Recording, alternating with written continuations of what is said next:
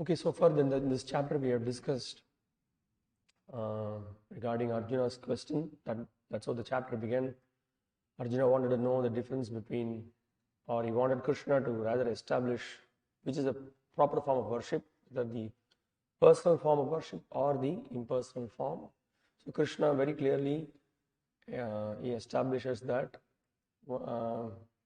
worshipping my personal form and rendering service to me, one will surely get back to me. And then he goes on to explain about the difficulties in terms of practice and realization of the impersonal worship. Having said that, now Krishna explains about the topmost form of worship, which is his personal worship, how to worship Supreme Lord Shri Krishna, and how what he considers as the highest Kevala Bhakti or the Shuddha Bhakti. So we heard that the first verse, it explains Mai eva mana adatsva mai buddhing niveshaya nivasishyasi mai eva ata urdhvam na sankshaya. Krishna first gives the standard that Mai eva mana adatsva mai buddhing niveshaya. So one should be fully absorbed in me with his mind and with his intelligence. Fully absorbed in me, one should worship me. Then what happens? He lives in me, he says. Nivasishyasi mai eva ata urdhvam na sankshaya. There is no doubt he will come back to me also. So yesterday we discussed about the what is meant by this always being absorbed in me, always being in my thoughts. Now you can understand that Krishna, he is the Supreme Personality of Godhead. And Srila Prabhupada, what does he say? One significant factor of a devotee who is on that platform of always mind and senses absorbed in him. What he says? Anybody? The purport Prabhupada says of the characteristics of a pure devotee. He mentions the characteristics of a pure devotee. Anything you remember from the purport yesterday that we discussed? 12.8. Prabhupada explains that when a devotee, such a caliber devotee, when he chants the name of Krishna, Krishna dances on his Krishna and his internal potency dances on his tongue, isn't it? When he offers, Krishna relishes that whatever that he offers, because his mind and intellect are completely absorbed in him. So this is a very significant quality of the pure devotee. And also we heard that this devotee is on the level of bhava and prema. They are the devotees that is being discussed in 12.8. So they are smaranam, they are completely absorbed in the Lord. And then Krishna explains that, okay, if you cannot be in that stage, then follow the principles of sadhana bhakti, follow the rules and regulations, and then by following the rules and regulations under the guidance of a bona fide spiritual master, strictly adhering to these principles, you will be elevated to that stage.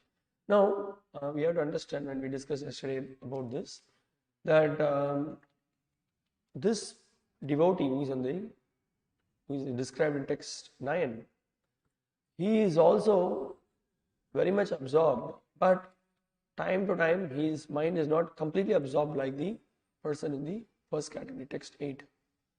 So he says that you by regularly abhyasa rupa, Krishna explains by abhyasa, by practice of the principles of devotional service, you will soon get to that stage.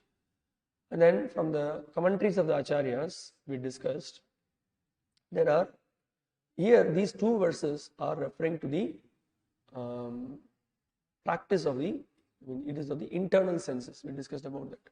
So how by absorbing mind and intelligence one is on that stage. Now the next stage, and this stage also in these two, in the text 8 and text 9, a devotee will be chanting, a devotee will be dancing, he may be engaged in various services, like we heard that he will go and then preach, he will be engaged in he can be engaged in cooking, he can be engaged in any service he may do, but his mind is completely absorbed in Krishna. So now Krishna says, if you are not able to be in this level, then again he gives one level down. Are we live? Huh? Okay. So, okay, then let's go back. I'd just like to point out something so that we are clear with what we are speaking.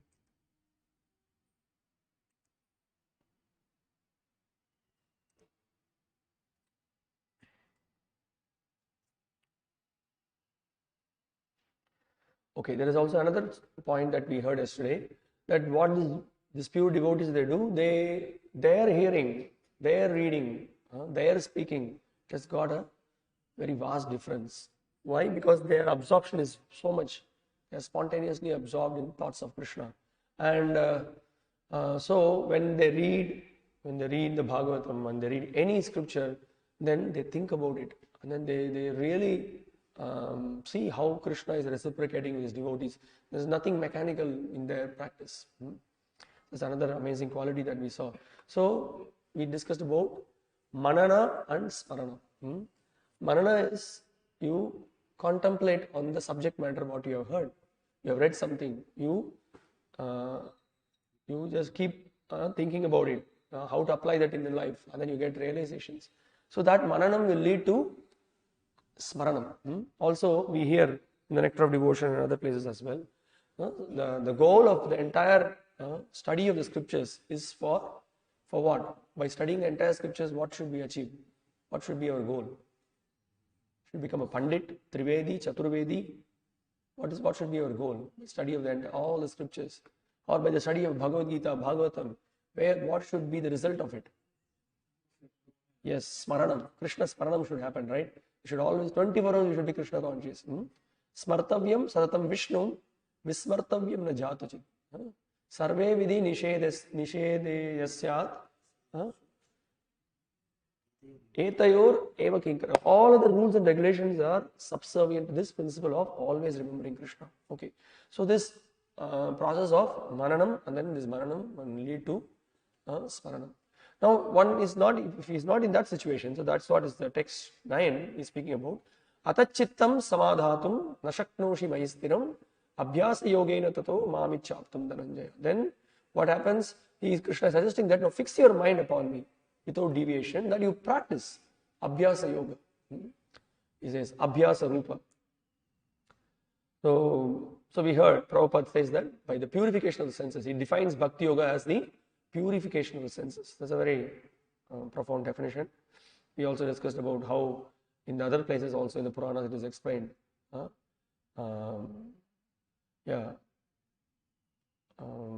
Tatparatvena nirmalam. How does it begin? Rishikena Rishikesha Sevanam Bhakti Ruchyate. What do you call for designations in Sanskrit? Sarva Upadhi. This is Upadhi. Sarva Upadhi Vinirmukta. One should come out of the Upadhis. So that will, by when one comes out of the Upadhi, doesn't anymore identify with the caste, creed or nation or to any particular varna. He just identifies by the practice of devotional service. He identifies himself as Gopi Bhritya Padakamalayur Dasa Dasanudas. So that will happen by the purification of the senses. Okay, so that we discussed that. And Prabhupada speaks about the regulatory principles of as ordained in the scriptures under the guidance of the bona fide spiritual master, and constantly and sincerely endeavoring. He's speaking about the 5 potent process as explained in the Nectar of Devotion, association of the devotees, worshipping the deities, chanting the holy names, honoring prasadam, residing in a holy place. All these practice will be very powerful and potent when one is absorbed. More and more when one absorbs, when the mind goes here and there, bring it back under the guidance. So this you will soon be from what he has described in the verse number 9, your mind will be completely absorbed, he says. Now, okay, now one level down, if you are not able to be in that level, then he says, okay, then you engage in my service, he's saying, abhyasepya samartosi mat karma paramo bhava madartam api karmani kurvan siddhim avapsyasi. He says, if you cannot practice the regulations of bhakti yoga, then just try to work for me, because by working for me, you will come to that perfect stage. So you may say, my mind is not so much absorbed, I cannot then simply work for me. Whatever instructions that has been given, you simply engage in my service. And what are those services? Prabhupada in the purport elaborates, somebody may require a land, there may be a work involved, there may be a labor involved. You can help financially, you can help with your body, you can clean the temple.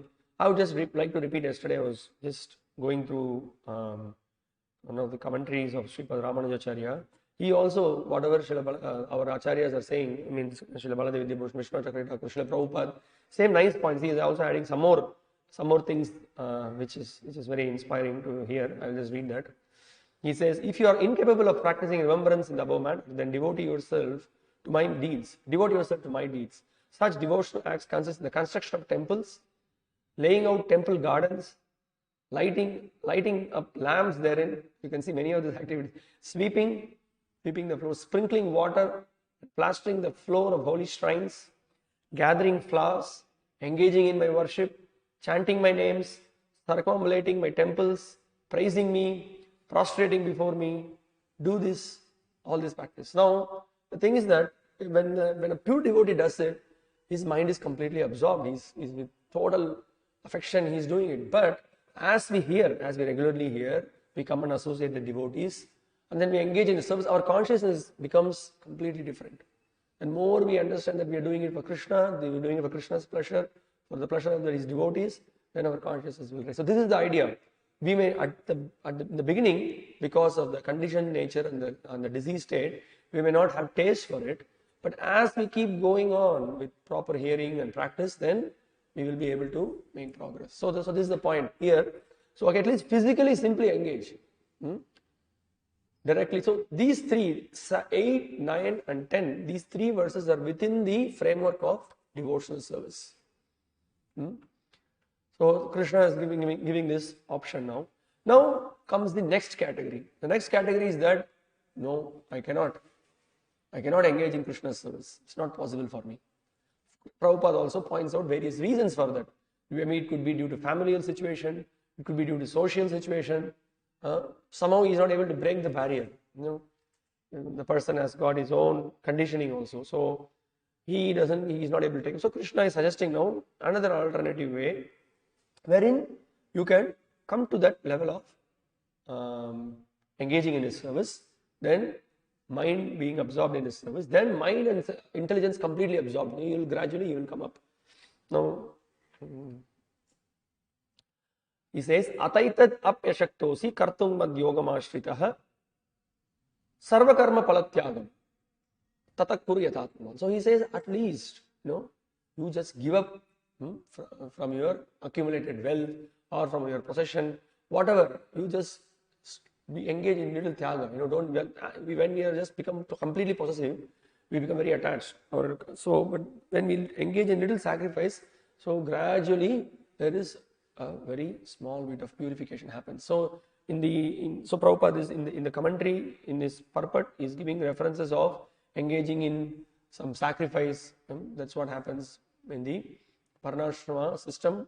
Everybody has got specific duties. They are simply doing the duties. It's just by continuously doing the duty one makes. Once gradually he makes progress. So that's all. And then also in the modern days also Prabhupada is suggesting, okay, from your accumulated wealth, give something. Something in charity. So in that way you will make progress.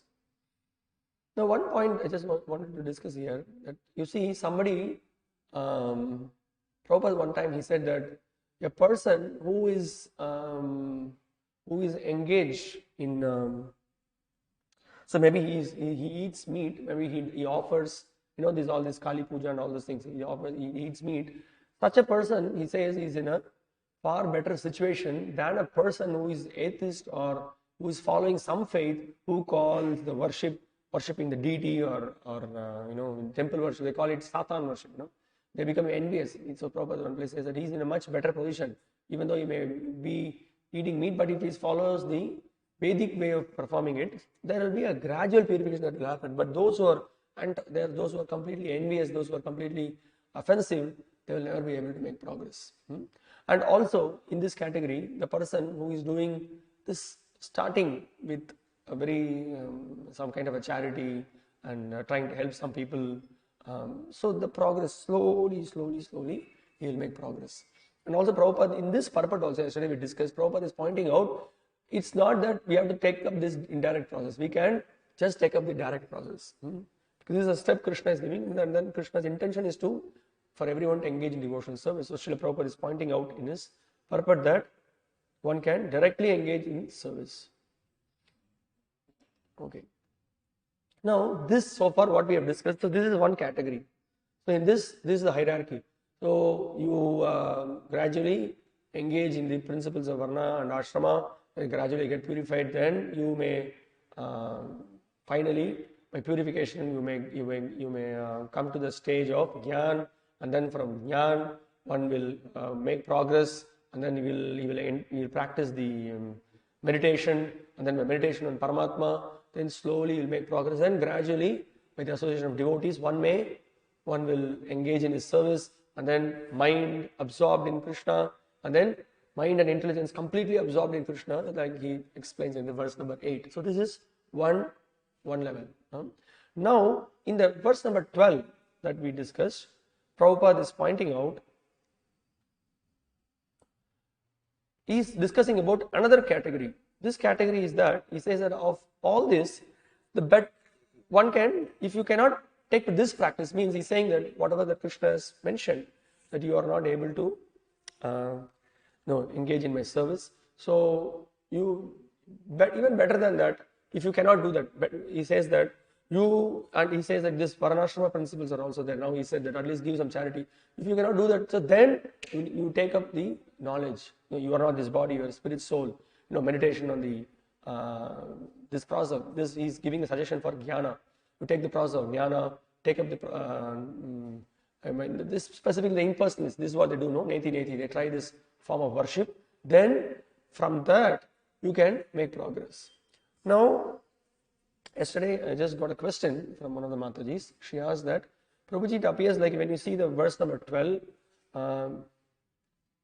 it appears that karma yoga is expected to be in the lowest stage, but here it appears that from this verse, okay, I'll just read this.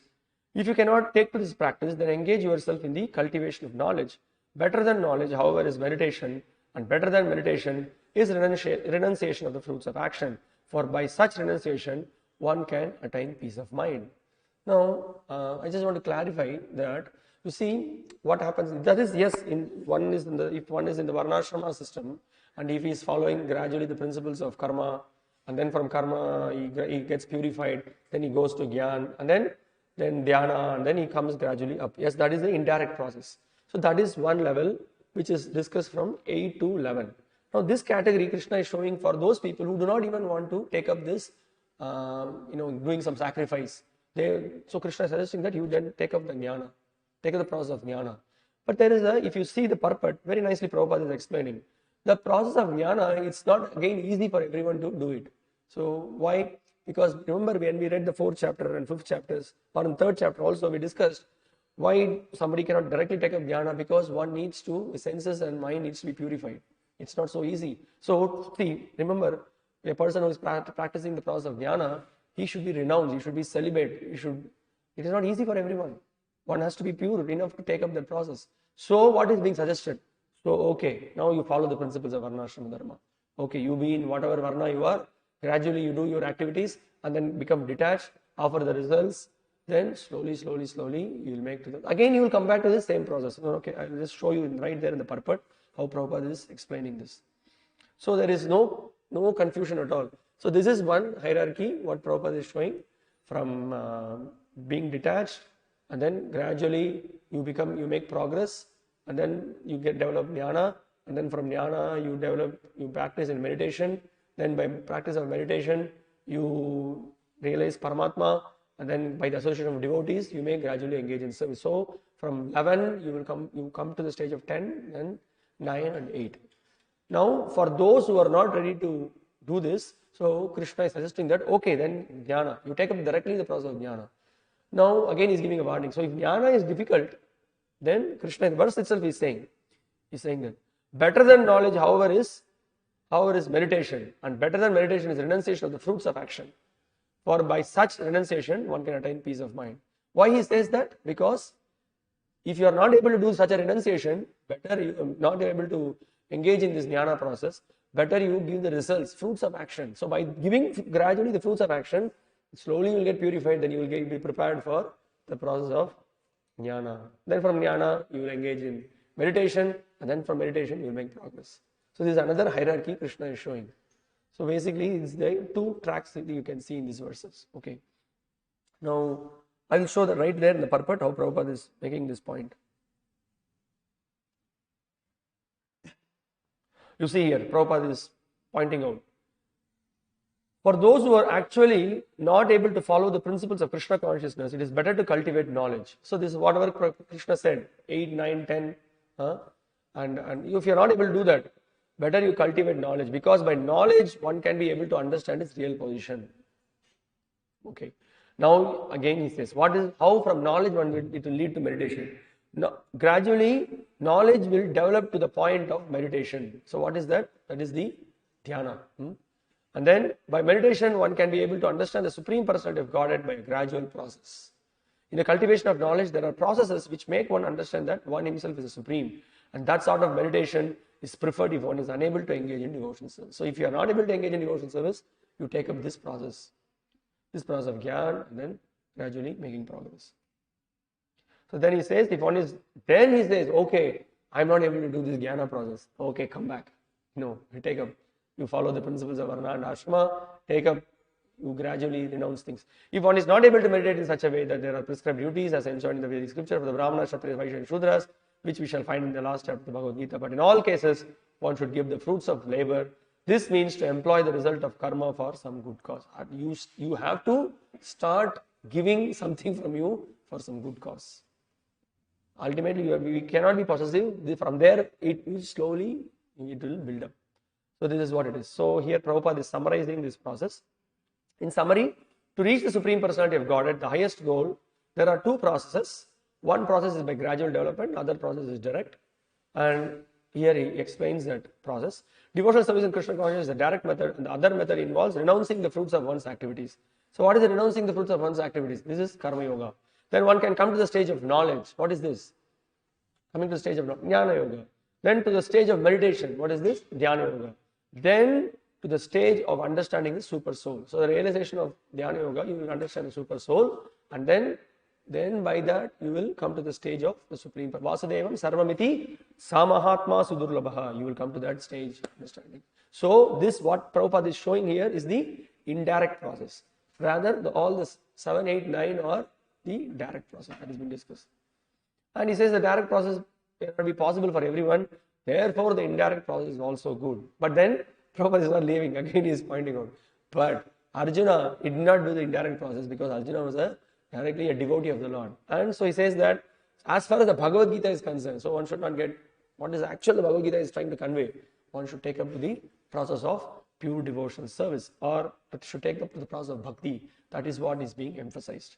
I think this clarifies the question that you also asked. So whether Karma Yoga is yes, of course, as it is pointed out, it is in the on the ladder. If you can see, Karma Yoga is the beginning stage. From there, slowly Jnana, Dhyana, and then you come to the personal worship. So this is the indirect process. The direct process is taking to the process of devotion. I think that clarifies. I'll just also to summarize, show you that's what we have shown in our chart. So that will help you as well.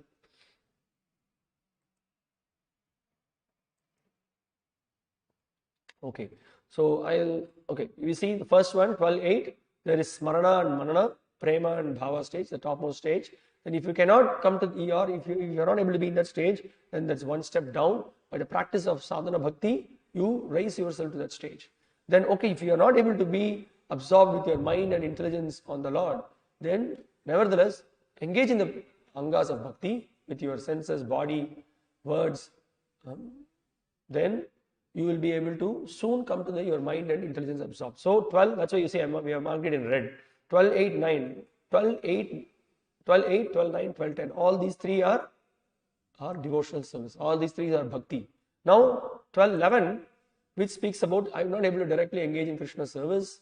I'm not able to perform all these activities what he has suggested. So he says, at least sarva you phalatyagam, you engage in some sacrifice. Begins with the sacrifice. So then gradually when you are in the fold of Varnashrama, then you follow the principles and slowly you build up. Then you have to come to that stage. So this is one thing. Now, if you see 12:12, the same thing. If you are not able to do any of these things, then Krishna is suggesting, okay, you take up directly to the process of jnana. Shreyo hi jnanam abhyasa. He says that jnana is better. If you cannot do any of these things, you take up jnana. So I'm not able to take up jnana for because we are not sufficiently pure. We are not sufficiently pure. We are not. Senses are not purified because of various sinful proclivities that we have. We are not able to engage in this jnana. So then Krishna says, so better tyagat shantir anantaram. By that, giving up your fruits of labor, then you will be able to be peaceful. So again, by the fruits of labor, again go through this process as Prabhupada said. Hope this clarifies. If you have any questions before I go to the next topic, yes, Prabhu.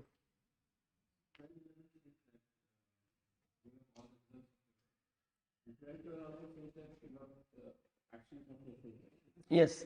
Yeah, okay, I'll clarify this. Okay, in 12, what is the point? That in 12:11, Krishna is suggesting that you give up the results of your work.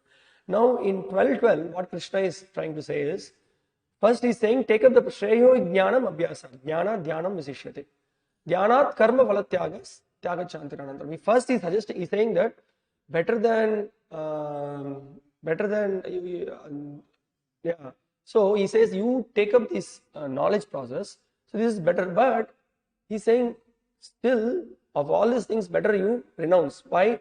This is the reason. The reason is that if you by jnana, if you can take up the process, okay. If you cannot, then you take up this process of renunciation, giving the fruits of the action, because by giving up the fruits of action, gradually you will come to the stage of jnana. Because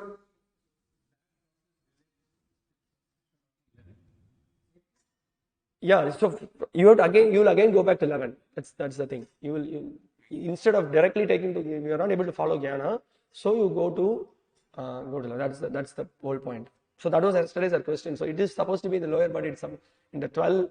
It shows that meditation seems to be in a superior form, like Vishnu was asking. So this is the point. It's just the different divisions that is being shown. So that's why we have in this chart also, if you see, we have put two different charts, not to get confused. So 12:11 and 12:12 separately is showing for the impersonalists, those who directly want to cultivate knowledge. So Krishna is saying that. And if you cannot do that, then you again, that's why we have put this 12:11 after that. If you cannot take up this knowledge process, you see 12:11, sacrifice the result of your work for some good cause and engage in Varnashrama duties. So that's the thing. And yesterday also, for those who have not come, who don't attend the class, you can see again another perspective. Srila Vishnu Chakravarti Thakur is pointing out how this smarana is the topmost. So he is comparing the jnana to smarana, and by that smarana, that total absorption, being in pure love of God, one will be Shreyo Jnana Abhyasa, Jnana Dhyanam Visishyate, Dhyanat Karma Phalatyagas. He says that one will be able to give up the attainment of Swarga and Moksha, because when one is in pure love of God, the result of pure love of God is that the Moksha Lagutakrit, one is not interested in Moksha, one is not interested in Swarga, and then one is completely satisfied and happy being in pure love of God. He is not, so Tyagat Shanti Anantaram, he is completely satisfied. He gives another explanation. So that's how the gradations of bhakti Krishna is discussing. Now we will go to the next verse. If you have some people have some questions, you can ask me at the end of the class, or you can send WhatsApp message also if something is not clear. But this is an important discussion. You need to know the superiority of bhakti, where it stands. And also we discussed yesterday that where we are not, if we may think that we are in 12:9 because we are practicing sadhana bhakti, we are chanting Hare Krishna, we are doing all these things, but how much our mind and intelligence are absorbed, that's the deciding factor. So most of us are in the Anishta Bhajana Kriya stage. So that's why we are putting ourselves in the category of 10. Okay, that's number 10.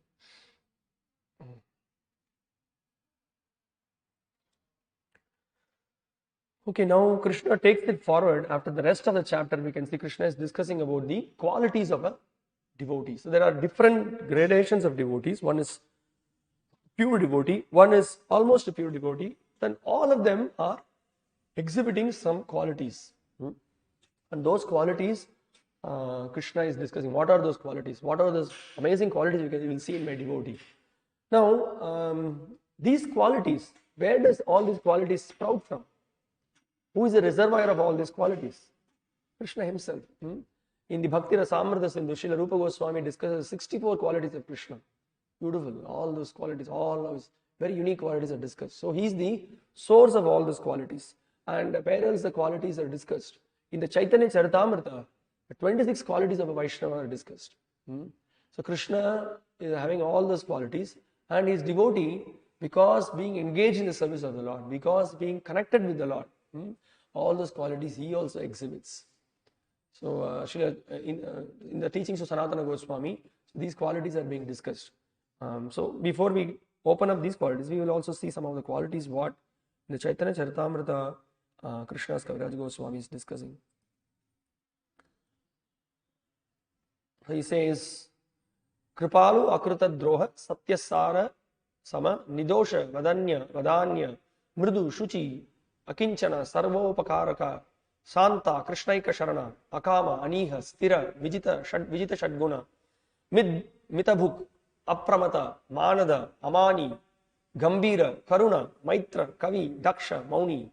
So all these 26 qualities are discussed, and of all these 26 qualities we will discuss some of the major qualities in what Krishna will also discuss that.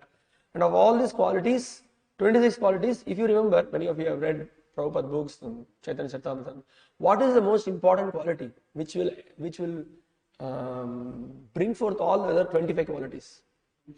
Krishnaika Sharan. It's very good. Krishnaika Sharan. This is the most important quality from which all the other qualities will be manifested. Krishnaika Sharana is the attitude of the devotee to completely surrender to the lotus feet of the Lord. So by that surrender, what happens? All the good qualities are manifested. So we might have been sinful, we might have had very bad practices before, but by taking shelter of the Supreme Personality of Godhead, Kechit Kevalaya Bhaktya Vasudeva Parayana Agam Dunvanti Katsnena Niharam Iva Bhaskara. So the Bhagavatam explains, a person, only a rare person who has adopted complete unalloyed devotional service to Krishna can uproot the weeds of sinful actions with no possibility that they will revive. He can do this simply by discharging devotional service, just as the sun can immediately dissipate fog by its rays. So this is the power of the pure devotional service, by surrendering to Krishna's lotus feet. When Arjuna had the real, after hearing the Chatushloki, what is Arjuna saying? Param Brahma, Param Dhama, Pavitram Paramam Bhavan. We don't have to do anything special to become pure. All we have to do is we have to associate with the Supreme Pure, then we will become pure, because Krishna is Pavitram. Krishna's name is Pavitram. Krishna's form is Pavitram. Krishna's qualities are Pavitram. Everything is so pure. So when we associate with that Supreme Personality of Godhead, we will also become purified. So this is the secret. Then also in the Gita itself, we will be seeing in the next chapter, Krishna again lists what is real knowledge. When he is speaking about the real knowledge, he speaks about 20 items of knowledge. In the 20 items of knowledge, he again discusses one important point. He says that Avyabhicharini Yoga, that without any motivation or without any mixture, devotion should be pure devotion. From that pure devotion, everything else will manifest. So that's the whole key factor. So when someone engages in this pure devotional service, then one will exhibit all those qualities. And what is the pure devotional service? How does we put it in practice? As Prahlad Maharaj says, the Navavida Bhakti. Shravanam Kirtanam, Vishnu Smaranam, Archanam Vandanam Dasyam, Sakyam, Atma Nivedanam. Iti Pumsarpito Vishnu, Bhakti-śāstra Lakshana. These are the 9 symptoms Prahlad is also pointing out.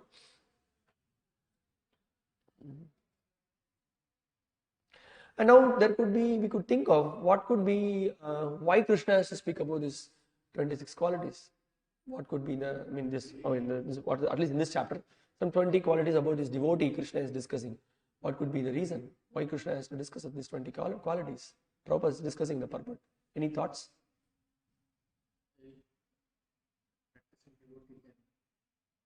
Aspire to develop those qualities. Yes, that could be one reason. Okay, you see, these are so many nice qualities which we see in the Lord. The Lord himself is very pleased to see if this devotee is exhibiting these qualities. So we see that these qualities, and we may also strive to develop these qualities. Yes, that's one good point. And yeah, and also Krishna is showing, see how my devotees are, how by seeing the life of these devotees, a person will be tremendously inspired. So what was the inspiration for this Hare Krishna movement today? It's almost 76 officially the movement started, and the movement is going on simply by the extraordinary qualities of His Divine Grace, A.C. Bhaktivedanta Swami Srila Prabhupada. Everyone, the whole world is attracted by his qualities. So it's a great inspiration for others, and we understand that we don't go for some personality development course to develop these qualities. Simply by engagement in devotional service, chanting the holy names, associating with those pure devotees, we develop all these nice qualities. Okay.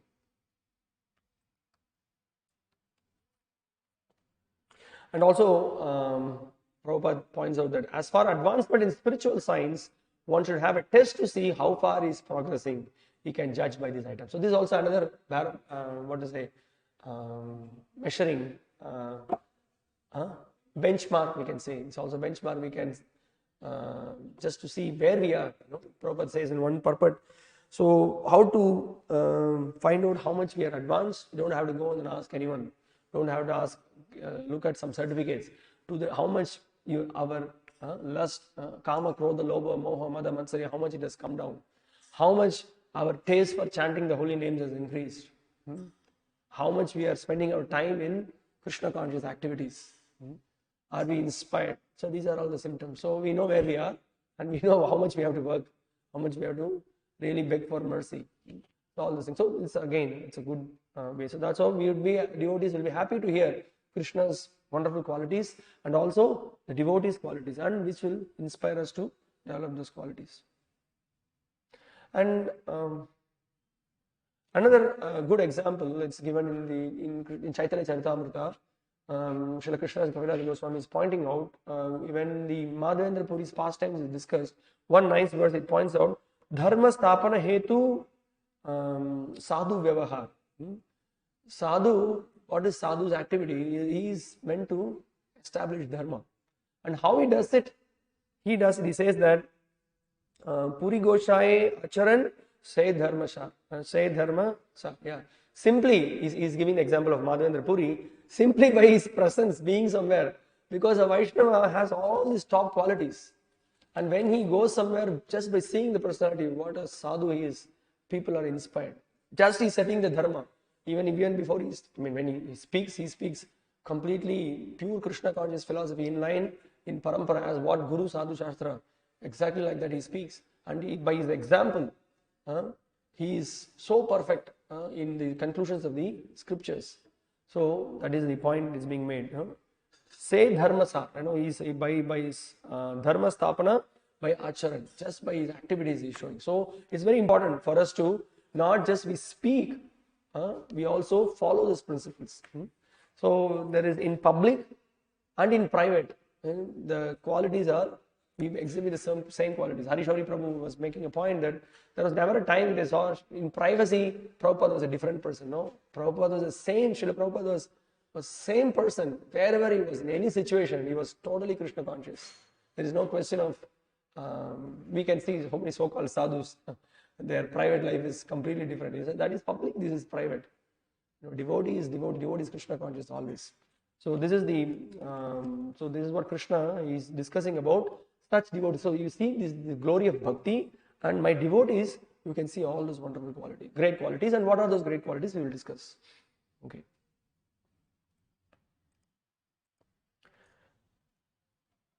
So Srila Vishwanath Chakravarti Thakur is pointing out in his commentary, what is the description of the devotee who has attained such peace? So he says, the previous verse, Tyaga Chantir Anantaram. He is completely happy by practice of pure devotional service. So what are those qualities? And he says, in response to this question, the different natures of many types of devotees are described in 8 verses. So the next 8 verses are going to discuss that.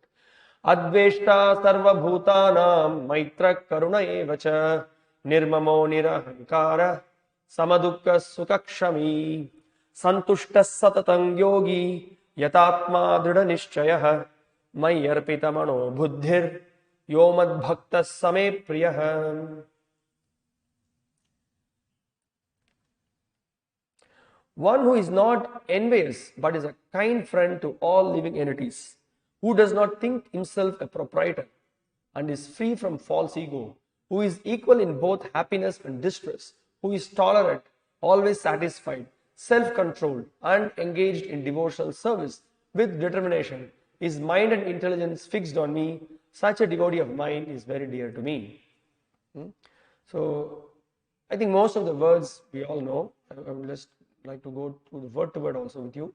Adveshta, dveshta, adveshta is not envious on anyone.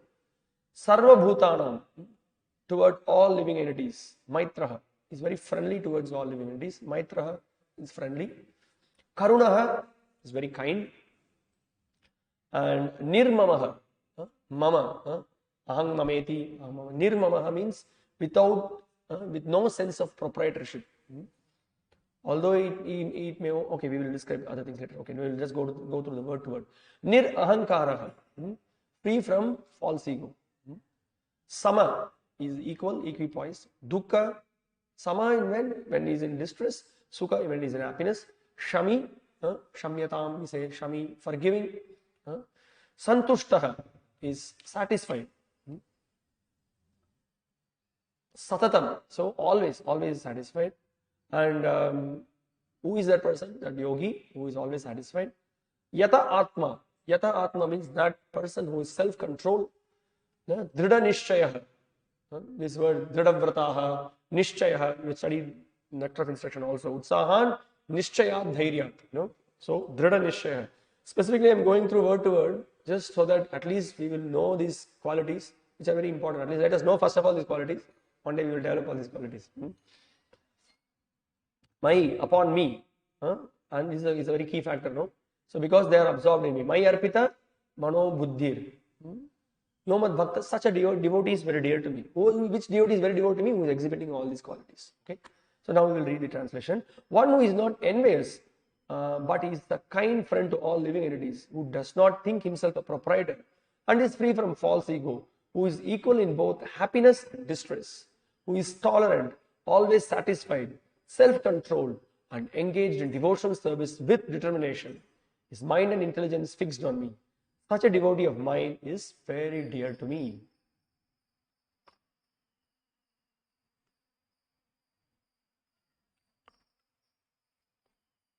So Prabhupada begins the purport with the point that a pure devotee is never disturbed in any circumstances.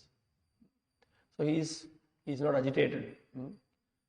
Then he goes on to explain, nor is he envious of anyone, nor does the devotee become his enemy's enemy.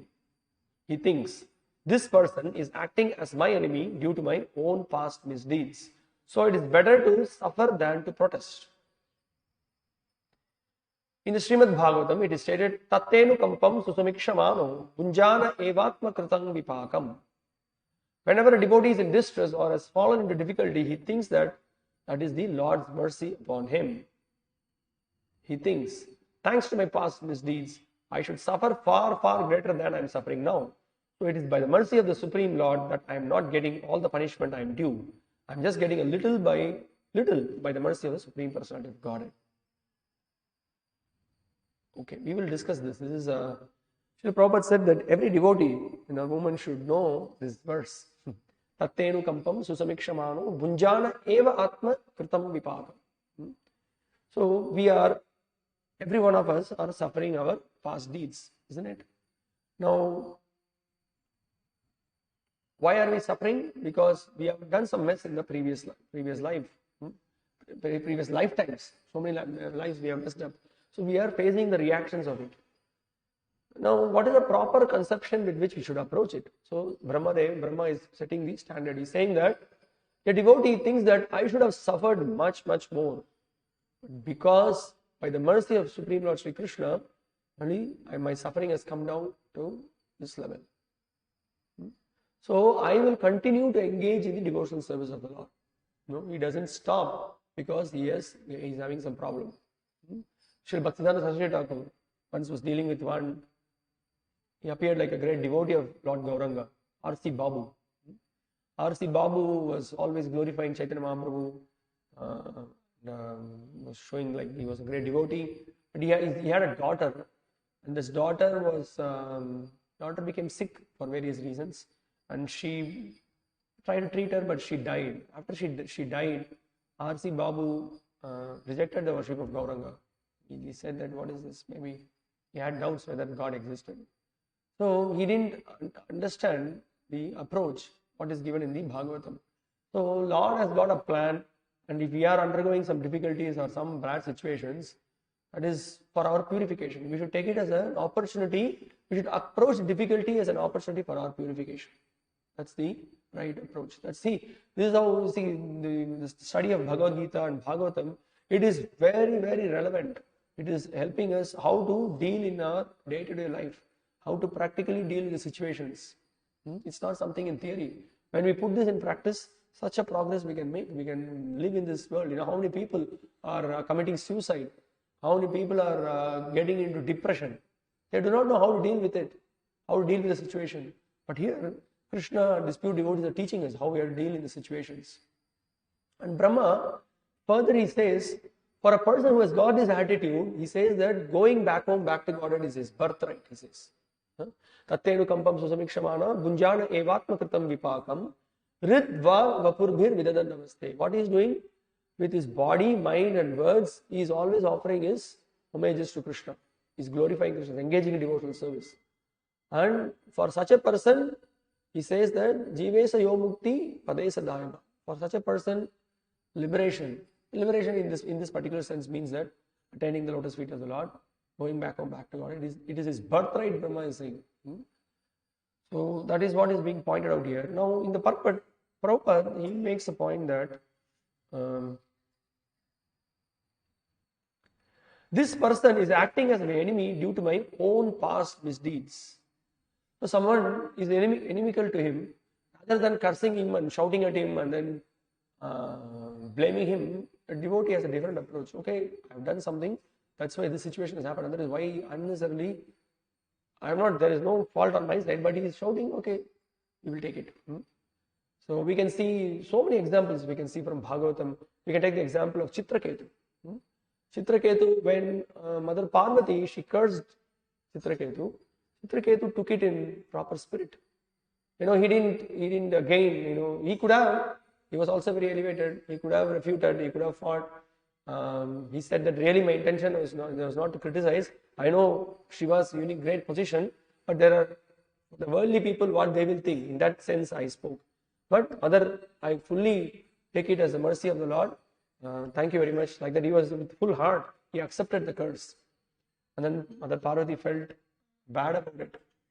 Then Lord Shiva started glorifying. We will see when we see the commentary. Srila Vishwanath Chakravarti Thakur is pointing out the verse that he spoke after hearing, after this incident. Lord Shiva begins to speak. So this is the attitude.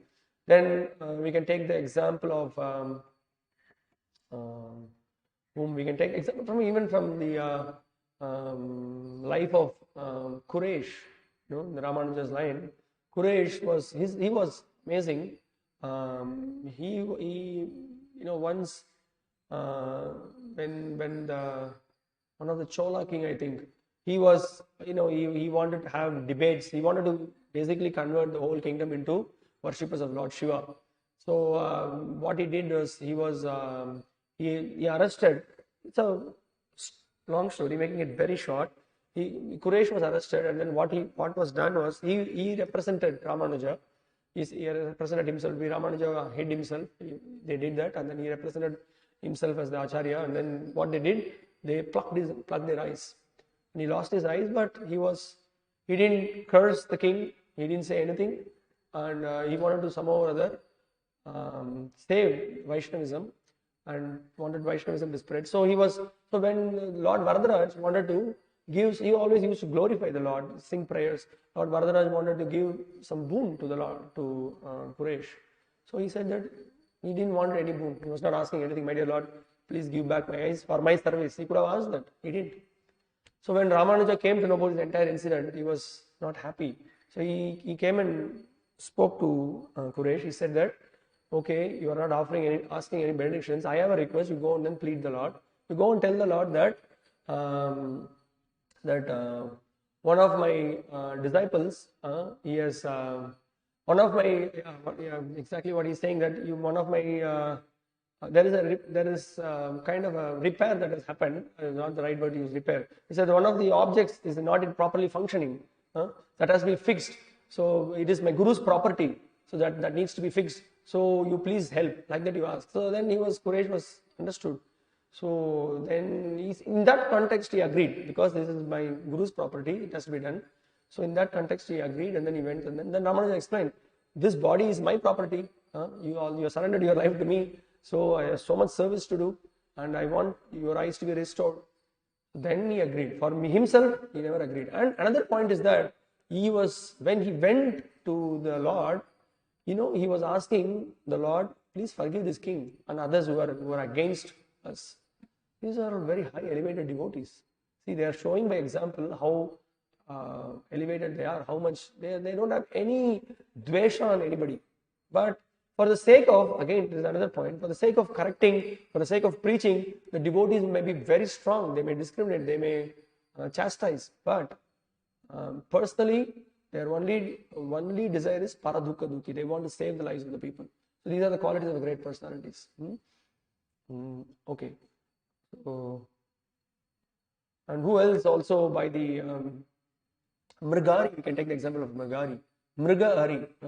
Hari means who kills the animals. He finds pleasure by that. But then by the saintly association of Narada Muni, what happened? He came to such a stage wherein he didn't even want to put the feet on any insect. Wanted to be very careful in dealing with even a small insect. Didn't want to kill. That is the state. So Adveshta Sarva Bhutana. Adveshta. No, there is no dvesha on anybody. So Sarva Bhutana Maitraha, right? Become friend of all the living entities. That is also there. That's what happens to those great devotees. So then Srila Prabhupada points out, and he says that because he has this quality, Prabhupada says, therefore he is always calm, quiet and patient despite many distressful conditions. You see, because he has this quality of because he is able to understand that it is all the mercy of the Lord, so he is able to be patient and quiet, calm, like that. Otherwise, we are very much agitated. When we are envious, when we don't have this friendship attitude, or even when we may be correcting someone, we may be chastising someone, but if we are doing it as part of the mission of our Krishna consciousness to help a person advance, then we will be cool-headed. But if we are motivated, if we are having some other mood, we cannot. Now we see this great qualities. Srila Prabhupada, he was very much, he never had any dvesha on anybody. Once one of the devotees told that when Srila Prabhupada was there, one disciple was very far away. He was preaching somewhere else, and some of the followers were worshipping him, were offering puja to him. And Prabhupada said that as long as they are inspired by his teachings, that is fine. Prabhupada was never, immediately you wanted to put him down or anything like that. He was okay. He said that as long as they are worshipping, even though they are worshipping like Guru, it is all right. They are getting inspiration and instruction from him. So like that. Okay. Nirimama, we'll see this quality. Nirimama means that a devotee does not attach much importance to the pains and trouble pertaining to the body, because he knows perfectly well that he is not the material body. He does not identify with the body. Therefore, he is freed from the conception of false ego and is equipoised in happiness and distress.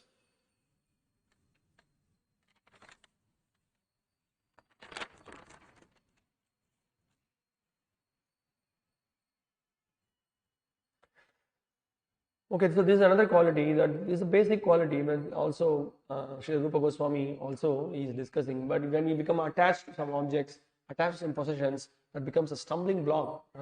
Whereas a devotee, he knows, first of all, I am not this body, and whatever extensions of this body, everything belongs to Krishna. That's how he sees.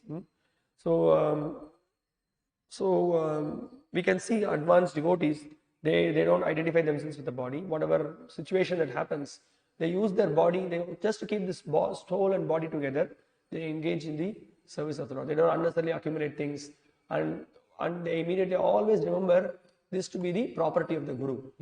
They don't identify this as mine. They don't say this belongs to my spiritual master. I'm using it in this service. That is their identification. Very advanced. So Srila Prabhupada once, when he was in Juhu, Juhu, the temple construction was going on, and also his quarters was constructed. Very nice. There was one Mr. Sethi, who was also part of the construction team, and he used to tell Prabhupada that, because I'm in family life, it's very difficult for me to adjust in the ashram conditions. It's a little austere life, like that he was saying. Then when the construction, the quarters were constructed, nice marble kitchen, all the the drawing quarters, these rooms, everything was shown to him. And then Prabhupada called this Sethi, and he told Sethi that, see, I can stay somewhere else, you can use this, you can stay in the temple, you can use this place, he said. He was completely, Prabhupada was so detached. Although it was his possession, Prabhupada always felt that, he never claimed himself to be the owner. Always he felt that everything belongs to Krishna. That was the understanding. Okay. And then it is explained here that it is Santushtaha. Okay, we did. Adveshta Sarvabhutana Maitra Karuna. Maitra means his friend to all living entities. And then Karuna, what we can see, immediately I will just think of Srila Prabhupada. Who can be more merciful than Srila Prabhupada? He took great pains, traveled over the Jaladuta. He was having heart attacks in the Jaladuta, went there, and Karuna means this is Karuna. That you are among the hippies. Absolutely they have no idea what is meant by culture. And among them he went, and then he preached, and then he gave them Krishna consciousness. So that is the very merciful nature of the advanced devotee that we can see.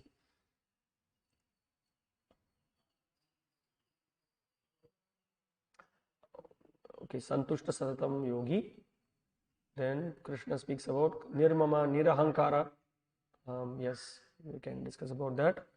Prabhupada was also sometimes used to see, Prabhupada was sometimes like strong like thunderbolt and soft like a rose also. He exhibited both the qualities. So once when remember that was in that Conway Hall, that when Prabhupada was speaking about the different varnas and ashramas, about the 4 orders he was speaking. Then one reporter was very smart. He was just trying to push Prabhupada. So Prabhupada, you belong to which class? So Prabhupada said that I don't belong to any of this class. I am servant of all these 4 classes. He said that very humbly, very simply. He presented this. I'm not, and we can see Prabhupada was not something very natural. It was natural for him because you can see that great quality in him.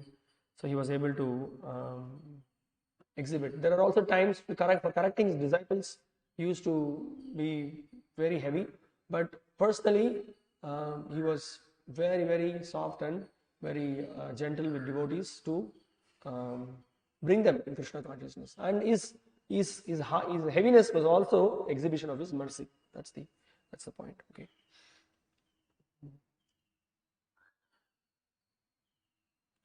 So Prabhupada in this purport he points out, because his senses are controlled, he is determined. He is not swayed by his false arguments, because no one can lead him from the fixed determination of devotional service.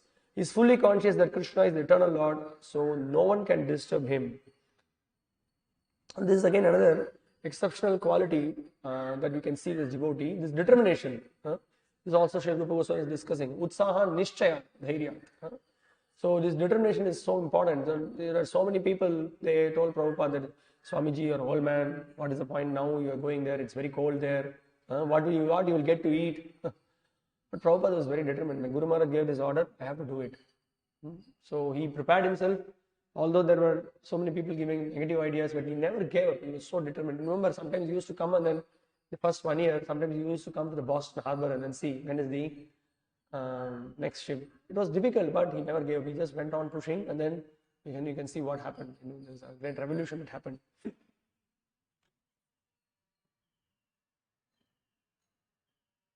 Okay. And His mind and intelligence fixed on Krishna. Prabhupada speaks about that. So that is always, that always in any situation, Srila Prabhupada was completely fixed on Krishna. He was mind. You see, there may be heavy discussions that will happen sometimes. His disciples will come and then meet. There will be some quarrel. There will be some managerial decisions to be taken. There will be some emergency situations. All the discussions will be happening. So in the middle of discussion, after just will be about to give a class, Bhagavatam class, or he will be giving addressing public.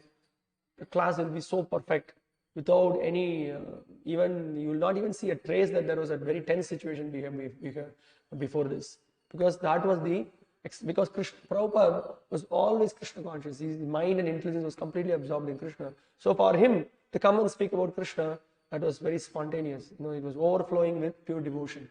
So his mind and intelligence is always fixed on Krishna. Okay, so these are some of the points Srila Prabhupada discussing the purport. Now we will go to the commentary of Srila Vishwanath Chakravarti Thakur. He points out some more, he adds some more points which we will discuss. So he says, Adveshta means that a person does not have a hatred even for those who hate oneself. One who hate a person, he's not showing his envy or to anger on him. Another example that comes to mind is the great Ambarish Maharaj. When Durvasa was trying to invoke the demon, he was very peaceful. He didn't retaliate. So many examples we see from Bhagavatam. No? And Parikshit Maharaj, we can take the example of two ways. We can take example two ways. One is we can see the example of Shamika Rishi. When he put the snake, when he put the snake over the Shamika could have become angry or anything, but he was absorbed in trance. But even after that, he was cool. Then Parikshit, when his son, he cursed Parikshit could have counter-cursed, but he accepted it as the plan of the Lord. So there's so many examples that we can see. Now, Srila Vishwanath Chakravarti Thakur is raising some questions. One is merciful to them, thinking that they should not end up in unfortunate circumstances. Who should not end up in unfortunate circumstances? Those who are envious of him or those who are against him. So he is even merciful to them. So now Srila Vishwanath Chakravarti Thakur is asking a question. But having what type of discriminating powers one can attain friendliness and mercy even to the enemies? How I can develop mercy? He is saying one should not make distinctions at all by non-possessiveness of children and wife, Nirimama, by not thinking of the body as the self, Nirahankara. My devotee never develops hatred towards others. Why should he accept such distinctions if he wants to reduce suffering produced from hatred? So he says that even with those people, you should be very merciful. And in the Bhagavatam, in the first canto, it's a very interesting section when this discussion of Parikshit, the bull and the cow and the Kali. And you see this, when you carefully go through the reading, you will see that the bull will not point the perpetrator. Why the bull's legs is broken, it will not tell. It will be a very philosophical discussion giving various reasons. Through that section, in the Bhagavatam, it is being discussed. Even though it is not good to point out who is the person who did it. But actually, if you see philosophically, why we are suffering, why the suffering has been imposed on us, it is because of our own karma. It is because of our own previous bad deeds we are suffering. Now, the moment you point out, actually, X or Y may be an instrument in that. But when you point out, because of him only I am suffering, this rascal, this crazy fellow poked his nose, I am suffering. Then that means that you have not understood the philosophy at all. He might have been an instrument in your karmic effect. So that's a very it's an amazing lesson that you learn when you read this section. It's very thought-provoking. That how the bull and the cow and Parikshit will also think. He will be thinking, this Kali is Purusha is the cause. But why? Oh, this is not some ordinary bull. So then in the discussion you will see that is actually Dharma personified who is speaking this. So these are all the lessons we learn by seeing the lives of the great acharyas. We cannot artificially jump to the situation, but we should know what is it that the great personalities are teaching us, how we should, these qualities will develop by engaging in pure devotional service. Our response will be completely different. And we can see also when our response in these situations, when it is different, when we when we show these qualities, when we exhibit these qualities, what happens is we also are very peaceful, and then we see there are so many changes that is happening. Sometimes the person on the other hand, his heart is completely changed. He is completely stunned by the great qualities of these advanced devotees. That is also there. But then again, a question is being raised again by Vishnu Thakur. But then one will be suffering pain in the body by getting punched or kicked by others. This is a good point, no? Hey, you are asking me to be silent. Somebody will come and then kick and punch me. It's not practical at all.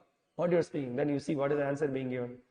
He says, this is the verse that Shiva speaks to Parvati. When after Chitraketu spoke that, Mother Parvati, I fully accept your curse. I take it as the mercy of the Lord. And when he says, then Shiva starts glorifying. See, Parvati is generally very beautiful. Then Shiva says that you are beautiful, but the Vaishnavas are even more beautiful than you. Then he saw so many nice glorifications are there. This is one of the verses. Narayana para sarve na kutaschana bibhyati svargapavarga narakeshu apitulyartha darshinaha. Devotees solely engage in devotional service to the Supreme Person of God and Narayana never fear any condition of life. For them, the heavenly planets, liberation, and the hellish planets are all the same. For such devotees are interested only in the service of the Lord. Thus, one should consider happiness and distress equally. So, because of that situation, he considers happiness and distress equally. Moreover, that person thinks that he should necessarily endure his prarabdha karmas. Prarabdha karma means whatever now I am undergoing, the sufferings that I am undergoing from the previous sins. He has to tolerate it and he has to go through it. In being equal to happiness and distress, he should be tolerant of the suffering. Shami means having tolerance, coming from the root sham means to endure. So, this tolerance, Krishna already speaks about it, no? That we need to be tolerant, isn't it? He speaks that, where he speaks about the tolerance, the Bhagavad Gita. Matrash versus the Kaunta. He says that in the material world is like this, the material nature is like you can't do much about it. No? Rather you tolerate and then you proceed, keep engaging in my service, then you'll be able to cross over these difficulties, he says.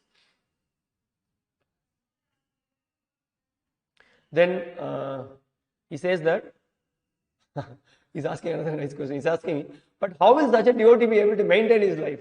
How will he maintain? Then he says that Santushta, he is satisfied to eat what comes of his own accord or with very little effort. So whatever that the Lord is providing, with that he will be satisfied.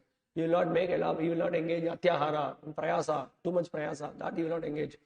To keep the body and soul together, whatever Krishna is providing, okay, today we are getting khichdi, tomorrow we are getting some opulent prasadam, tomorrow there is nothing, whatever is all Krishna's arrangement, this is how brahmachari is there. What is traditionally what was happening, he used to go door to door, bhavati bhikshandehi.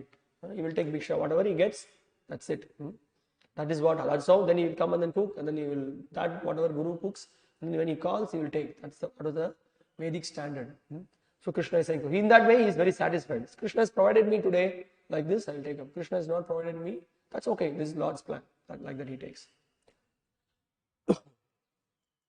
But since you have said that one should be equal in happiness and distress, how one can express satisfaction with getting something to eat? That person is constantly engaged in bhakti yoga. He is acting for the purpose of attaining perfection in bhakti. So he is satisfied by the pure devotional service, he says. Again, he is speaking about, again a reference he is giving from Bhagavatam. Aharartam yatataiva yuktam tat prana dharanam tattvam vimrishyate tena tad vignaya param vrajet. If required, one should endeavor to get sufficient footsteps because it is always necessary and proper to maintain one's health. When the senses, mind and life are fit, one can contemplate spiritual truth, and by understanding the truth, one is liberated. This is again another important point. Now, we cannot imitate this stage of Srila Raghunatha Dasa Goswami or other Goswamis. So, to keep the body and soul together, we need to eat whatever is required. Then only body mind will work sound. Then we can engage in service of the Lord, and we can contribute to the mission of Krishna consciousness. So unnecessarily, if we just too much fast, and then what will be the result of it? The result will be we will not have the strength. We will neither be inspired. Then we may even fall away from Krishna consciousness. So that is the point being said. This Bhagavatam verse shows that the devotee takes whatever that is required so that he can be Krishna conscious. To be Krishna conscious, he is honoring prasad. That's how it is. We have discussed this before. Now he says, moreover, if by chance he does not attain his required food, his mind is restrained. It is without agitation. Even if his mind happens to become disturbed, he does not resort to Ashtanga Yoga or other processes to bring about peace. You see, sometimes, many times we see, we have seen some advanced devotees are there, sometimes they go out preaching and they come, sometimes, there may be, prasadam may not be there or for various reasons, it may not be available. They are cool, they are just, whatever that was available, they just take and then they continue with the service. Whereas with the neophytes, they just make a big issue out of it. They start cursing, fighting, everything that happens. But a devotee who is advanced, he's okay with that, and then he goes on with the service, he is continuing with the devotional service. That is what is being pointed out. And there are sometimes people get fried, and then we can see sometimes they leave the Krishna conscious movement also. I have a practical experience. Many years back in Chennai, one person was not treated properly. He was not given, supposed to give him some prasadam has to be given. Since the prasadam was given, he started hating the entire movement. He left the process. He was a relatively new person. He left and he went to some other bogus institution, some practice. It could happen. But we can see on the contrast with advanced devotees, they could tolerate the situation. But of course, we should also be careful when dealing with others. It's again a different subject matter. But the point that I'm trying to relate here is that when a devotee is advanced, he's seeing it as a plan of the Lord, and he's controlled, senses are controlled, and he is with determination, he continues to engage in Ananya Bhakti. This is the point here. Srila Vishnu Chakravarti Thakur is narrating. Okay.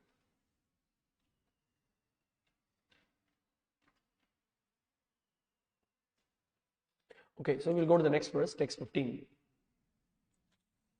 Oh, before that, I want to read a couple of incidents.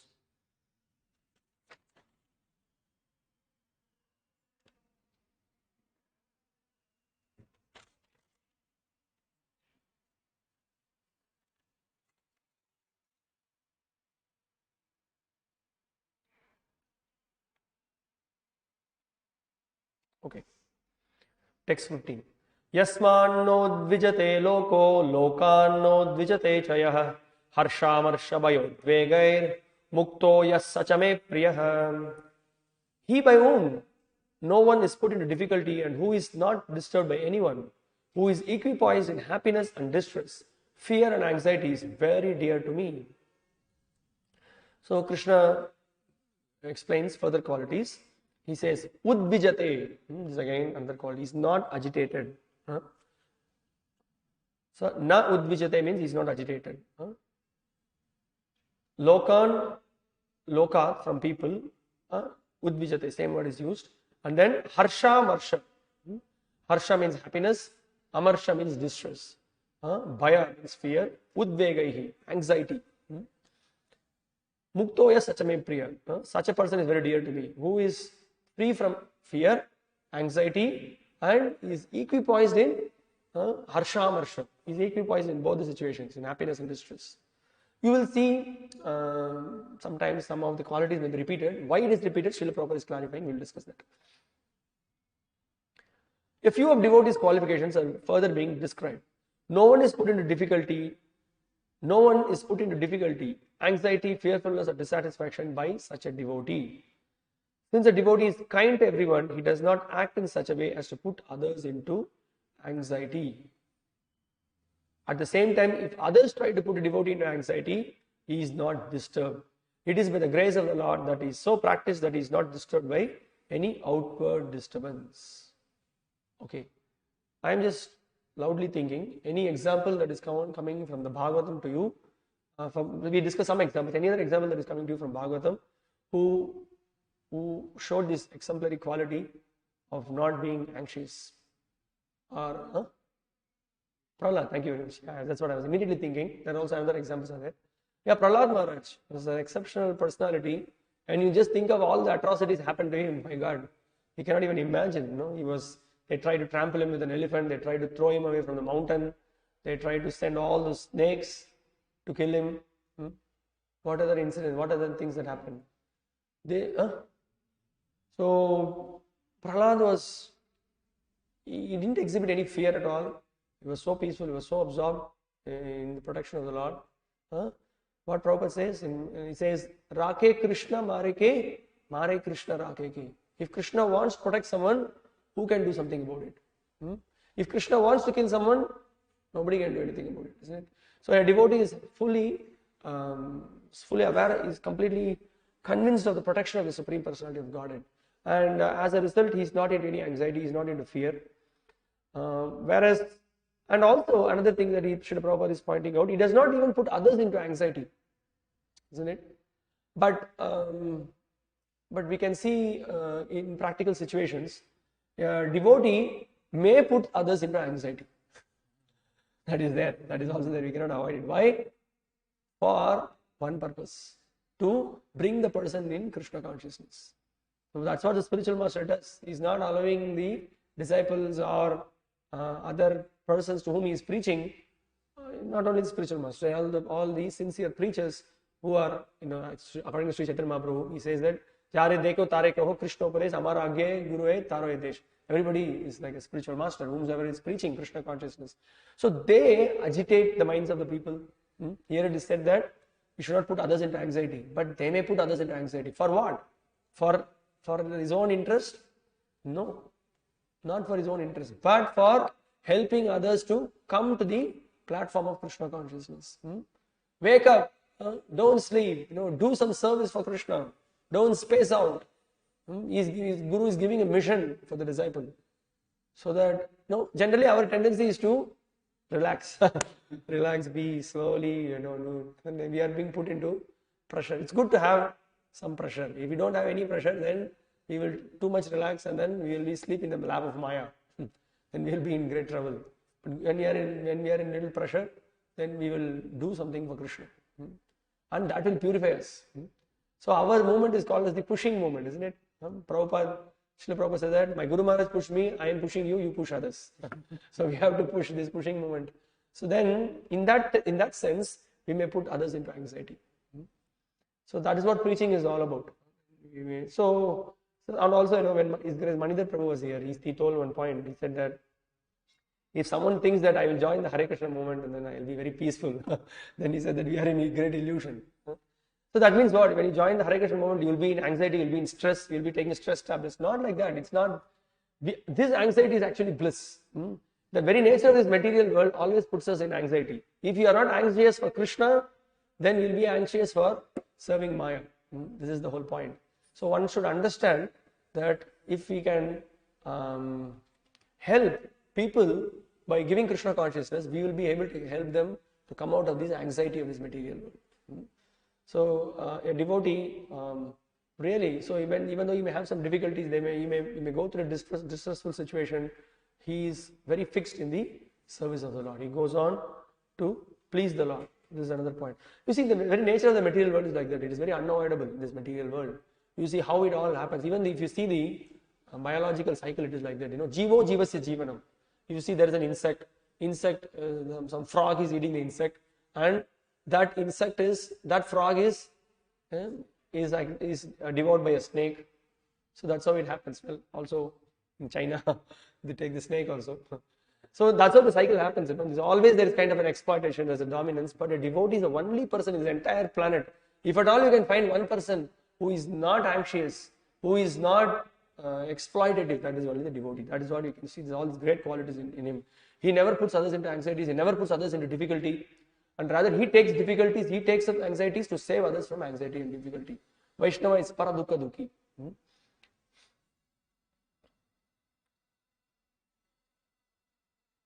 And Prabhupada is again pointing out here in this purport. Generally, a materialistic person becomes very happy when there is something for the sense gratification and his body. But when he sees that others have something for their sense gratification and he hasn't, he is sorry and envious. This is the very bad nature of people. They cannot sleep peacefully because there is the neighbor has got all the facilities. He's got a good car, he's got all facilities, he cannot tolerate that.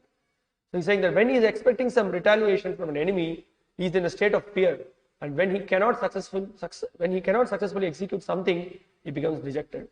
Then both these things he will not see with a devotee. He is completely convinced with the protection of the Supreme Lord. Well, in terms of practical preaching purposes, a devotee is also aware of his enemies, and he knows how to act in whatever situation. And also we can see Srila Prabhupada was so determined in difficult situations also, because sometimes we can see when Srila Prabhupada wanted to build a temple in Juhu, he offered a prayer to, later he told this, he offered a prayer to Radha Ras Bihari, saying that, my dear Lord, you just come and stay here, we want to build a temple for a house for you. They didn't want to do, there were so many tough situations, so many difficult situations, but Prabhupada was very persistent, he was very determined. He went on pushing the devotees, giving them confidence, helping them not to move from the land. And finally, after a great struggle, they built the temple. And it happened. Prabhupada was successful. Prabhupada, that was his desire. And we can see, so there was, even though there were so many enemies, so many had plans, but Prabhupada had faith on the words of Krishna, Krishna's protection, he had faith. So Krishna says that one who exhibits this quality, he says that a devotee who is always transcendent to all these disturbances is very dear to the Supreme Lord. So that's what he says. And a very interesting point, Srila Vishnu Chakravarti Thakur is pointing out, it's an important sloka from Bhagavatam, he is pointing out that all these qualities actually sprouts from the great attitude of completely being surrendered to the Supreme Lord. He says, Yasyasti bhaktir bhagavat yakinchana sarvai gunaihi tatra samasate swaraha. One who has unflinching devotion for the Supreme Personality of Godhead has all the good qualities of the demigods. So we discussed this point, Krishnaika Sharanam, by completely surrendering one's life in his service, then all the good qualities are manifested. All the qualities of the demigods are manifested in a devotee. So he says, by this statement it is understood that other qualities which please the Lord also automatically appear by the constant performance of bhakti to me. Please hear about these. 5 verses describe these qualities. The qualities mentioned here, being freed from material jubilation, anger, fear and anxiety, are mentioned again in verse 17 in order to show the difficulty in becoming free from those elements. That is one of the point answer. So it's not so easy to come out of it. Easy to speak, you can speak, but put it in practice. It's difficult, but good for us to hear. Then we can see whenever we exhibit lower tendencies, we can know how conditioned and how pathetic our situation is. But not to lose hope. When we associate with advanced devotees, see the qualities of the advanced devotees, we get inspiration. So we will stop here. We will continue tomorrow with the rest of the qualities, and then we will conclude the session of the 12th chapter. Any questions or comments? Maybe or not? Yes, please.